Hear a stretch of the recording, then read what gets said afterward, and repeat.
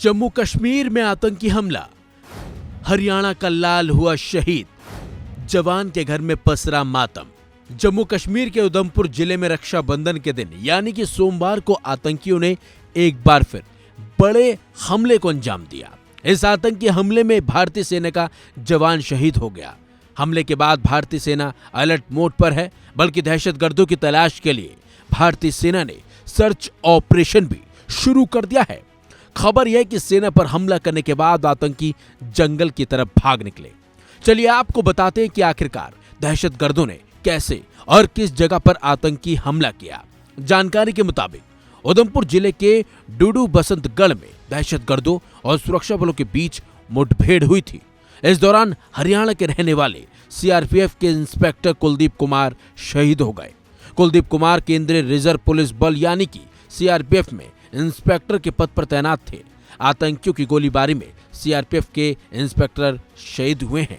ये मुठभेड़ उधमपुर के डूडू तहसील के चिल इलाके में हुई है। खबर यह कि सुरक्षा बल जब गश्त पर थे तभी आतंकियों से उनका आमना सामना हो गया। इसके बाद दोनों तरफ से गोलीबारी हुई। बताया जा रहा है कि खेतों में छिपे आतंकियों ने अचानक से सुरक्षा बलों पर फायरिंग शुरू कर दी थी। शुरुआत में आतंकी भागने में सफल रहे, लेकिन सुरक्षा बलों ने उनका पीछा किया। लेकिन इसी बीच कुलदीप कुमार को आतंकियों की गोली लग गई और बाद में अस्पताल ले जाते समय उनकी जान चली गई। वहीं शहीद जवान को श्रद्धांजलि दी गई और ये भी कसम खाई कि दहशतगर्दों को बख्शा नहीं जाएगा और इस शहादत का बदला लिया जाएगा। हैरानी की बात तो ये है कि साल 2024 में जम्मू रीजन में अचानक से आतंकी हमले बढ़े हैं। इन हमलों में भारतीय सेना ने अपने कई जवानों को खोया भी है। हालांकि भारतीय सेना भी दहशतगर्दों को लगातार मुंह तोड़ जवाब दे रही है। बता दें आपको 14 अगस्त को भी जम्मू कश्मीर के डोडा में आतंकियों के साथ सेना की मुठभेड़ हुई थी। इस मुठभेड़ में भारतीय सेना के अधिकारी कैप्टन दीपक सिंह शहीद हो गए थे। इस घटना में एक नागरिक भी घायल हुआ था। जबकि इससे पहले 10 अगस्त 2024 को ही अनंतनाग में आतंकी और सुरक्षा बलों के बीच गोलीबारी के दौरान 2 सैनिक और एक नागरिक की जान चली गई थी।